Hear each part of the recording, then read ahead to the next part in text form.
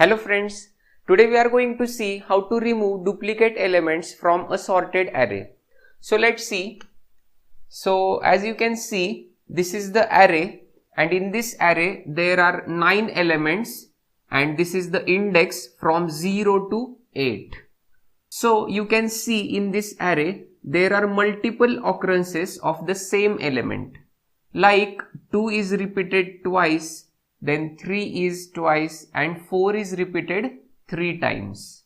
So here we have to remove these duplicate elements and we have to keep only one copy of each element in our answer. So the first method for removing duplicates is using extra space. Means we are using an extra array for storing the answer. So in this extra array there will be only distinct elements, means there will be no duplicates in this temporary array. The name of the array is temp. So let's see the method and we will execute this method on this original array to remove the duplicates. So I will mention here this is the original array. So integer j is equal to 0. See, integer j means the variable j will trace the temporary array and it will record the answer, and the variable I which is used inside this for loop, this traces the original array from index 0 to 8. So let's see, for I equal to 0, I is less than n minus 1, I plus plus. So go inside, see, if array of I is not equal to array of I plus 1. That means at this instant I is 0. So we will check whether the current element is equal to the next element, and if it is not equal, then this if condition is satisfied. So let's see whether 1 is equal to 2. See, for 1, 2 is the next element. So whether 1 is equal to 2? No. So this condition is satisfied and we go inside and we keep the current element inside the temporary array. Okay. So we transfer the current element, that is 1, means the element pointed by I, inside the temporary array. That means this is the distinct element. This is the distinct element. There are no duplicates for this element. Okay. Now j plus plus means as the first place is filled, now we will go to the next place. Okay. So, and as the for loop ends here, so we will go for next iteration. Now I will become 1. Means I will be incremented. So I will become 1 now. So let's check. As you know the procedure, you have to check the current element with the next element. Means you have to check I with I plus 1. Right. So whether 2 is equal to 2? Yes, they are equal. This is the if condition. If array of I is not equal to array of I plus 1, then this condition is satisfied. But here they are equal, means this condition is not satisfied. Okay. That means this is a duplicate element. Okay. And if this is the duplicate element, then we should not transfer that element to temp array. So as this if condition fails, we don't go inside this if block. Instead we come out of this if block. Okay. And we go for the next iteration of for loop. Okay. So you will ask me, why are we checking I with I plus 1? So the answer is, because this is a sorted array, the duplicates will always be consecutive. The duplicates will always be consecutive. Okay. and that is why we are checking I with I plus 1, means we are checking the current element with the next element. So we have not transferred this 2 because this 2 is not the distinct element. There is a duplicate of 2. Okay, so we don't transfer this element to the temporary array which holds only distinct elements, and by not transferring and going to the next iteration of for loop, I is incremented. Okay, now I is equal to 2. Now again, for each place you have to check the same condition. Check I with I plus 1. Okay, now see, check 2 with 3. They are not equal. That means this is a distinct element. So we transfer this element to the temporary array. So what is the next place in the temporary array? That is the place pointed by J. So we transfer this 2 to this place. Okay, that means if the element 2 is repeated 1000 times, we skip all the 999 times and we just transfer the 1000th occurrence of 2 in the distinct array. Okay, so we transfer the last occurrence of that element, and after we transfer, we increment J and we go to the next iteration of for loop. Okay, so I is incremented. Now again check 3 with the next element. Check, are they equal? Yes, they are equal. So no transfer of this 3 and we increment I. Now check whether this 3 is equal to 4. No, they are not equal. Means this is the last occurrence of 3. So you transfer this 3 to the jth place. Okay, so 3 is transferred. Now in the next iteration of for loop, I is incremented, so I is equal to 5. So check, 4 is equal to 4. Yes, they are equal. So this is not the distinct element. There are multiple occurrences of this element. So I is incremented now, and this element is not transferred. Now as I is incremented here, check I with the next element. But again 4 is equal to 4. So this also cannot be transferred and I is incremented. Again check 4 with 5. Now 4 is not equal to 5. Means you can transfer this element to the distinct array. Okay. And after you transfer, J is incremented and I is incremented. But check here, I has become 8 now. And our for loop is I is less than n minus 1. This is the for loop condition. Now, as I is equal to 8, this condition is not satisfied because, see, number of elements in this array are 9. Means n is equal to 9 and n minus 1 will be 8. Okay. So n minus 1 will be equal to 8 and I is less than 8. Means I will only go up to 7.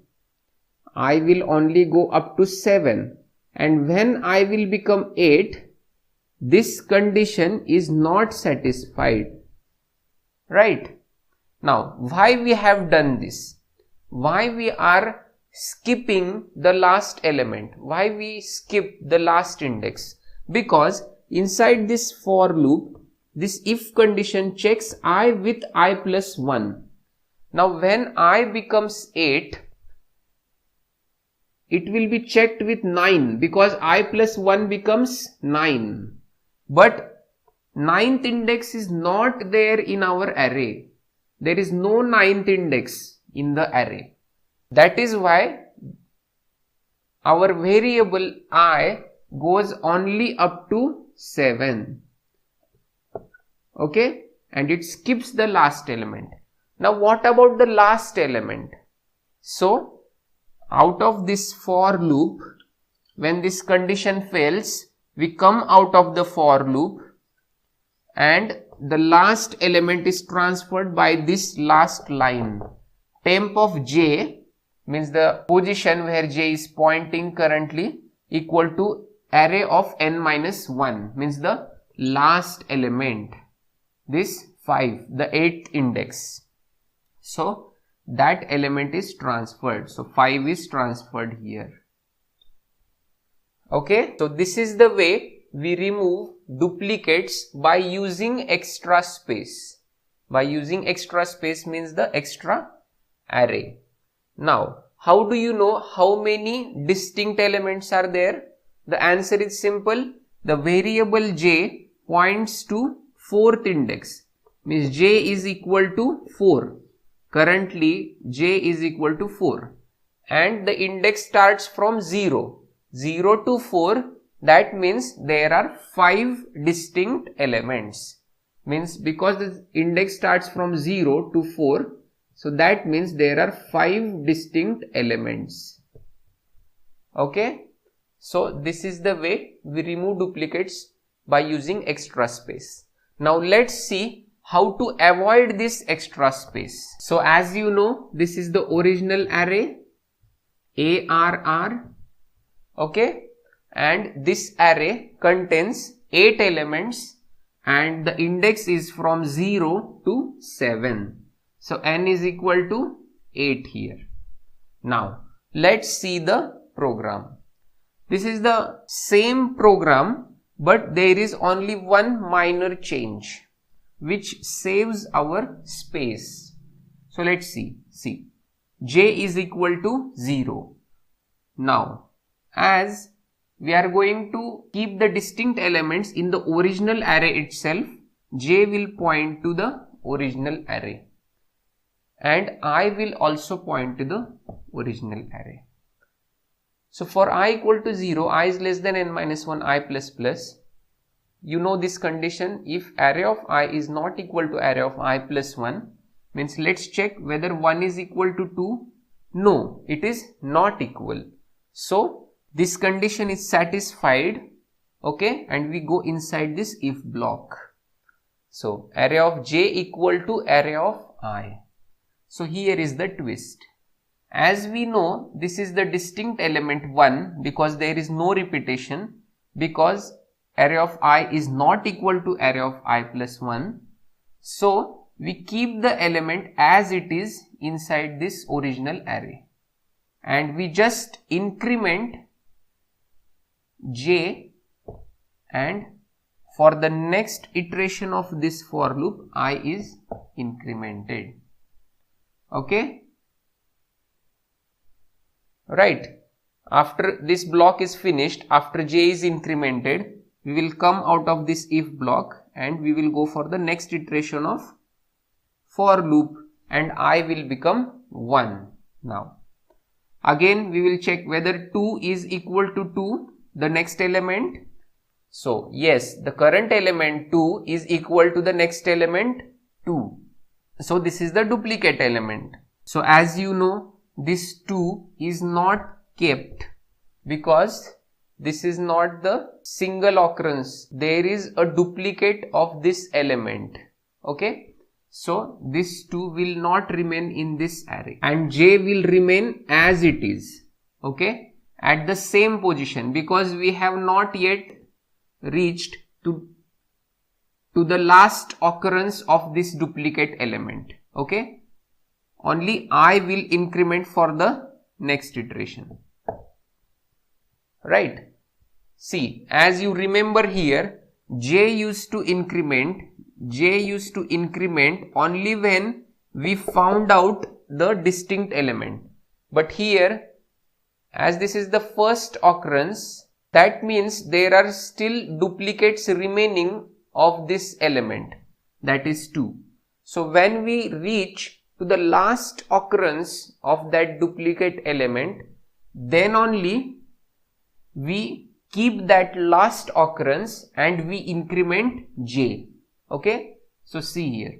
So in the next iteration, see whether 2 is equal to 3. No, they are not equal. That means this is the last occurrence of 2. So we have to keep that element. Now, how do we keep that element? See, if array of I is not equal to array of I plus 1, which is satisfied here, so we go inside this if block. So array of j equal to array of I means this 2 is transferred at the previous position, at jth position. Now for our understanding, I will make an array here. Remember, this is the same array. This is the original array. This is not the extra space. This is not extra space. Just your understanding, I have written this on the board. But inside memory, this is the same array, ARR. This is the same array. Just for our understanding, I have written it separately. Just consider it as clone of this array. Okay. Now, so as you know, 1 was distinct, so I write it here. And now our case. So as 2 is distinct and this is the last occurrence of 2, we transfer this 2 to the jth place. That means we transfer this 2 to the first index in the same array. See, I transfer this 2 to the jth place, means the first index. Okay, as I have told you, this is the same array. Okay, just for your understanding, I have written it different on board. Okay, as all the duplicates of 2 are over, you have to increment j. Means now you can go for the next distinct element. Okay, and after you increment j, you go to the next iteration of for loop. Right, so I is incremented. Okay, now 3 is compared with the next element, that is 3. Now as 3 is equal to 3, obviously this is not the distinct element and this is not the last occurrence, right? So this will not be transferred, and for the next iteration of for loop, I will be incremented. Now again this element 3 is compared with the next 3, and again you find this is not the last occurrence, so you increment I for the next iteration of for loop. Now this 3 is not equal to 4, means this condition is satisfied. So now you transfer this last occurrence of 3 to the distinct element list, means you transfer this element 3 to the second index. This is the second index here. Okay, and for the transfer, you know, inside the if block, after you transfer, you increment j. So j is incremented, means now we can go for the next distinct element, and for the next iteration of for loop, I is incremented. So again check whether 4 is equal to 4. Yes, they are equal, so this is not the last element. Okay, so as this is not the last element, only I is incremented, and we go to the next iteration of for loop. But now I is less than n minus 1 is not satisfied, because I is 7 and n minus 1 is also 7. So 7 less than 7 is not true. So this is not satisfied and we come out of this for loop. Okay, now what about the last element, that is 4, because the last index is the last occurrence of 4. this duplicate element 4. So here that is transferred by the last line, that is array of n minus 1 is equal to array of j, means n minus 1 index element is transferred to the jth place. Okay, this is the jth place, so 4 is transferred here. So now as j is 3, that means there are 4 distinct elements, right? Because 0 to 3 means 4 elements. So this is how we remove duplicate elements, and this method uses O of n extra space, while this method uses constant space, means O of 1 space. That is the constant space. So both methods are easy, but this first method is easy to understand and the second method is a bit complex to understand, but this method is efficient in space. This is efficient in space complexity. Hey friends, please subscribe to my channel as I post algorithm videos every day. And if you want a video on any particular topic, then please mention in the comment below. Thank you.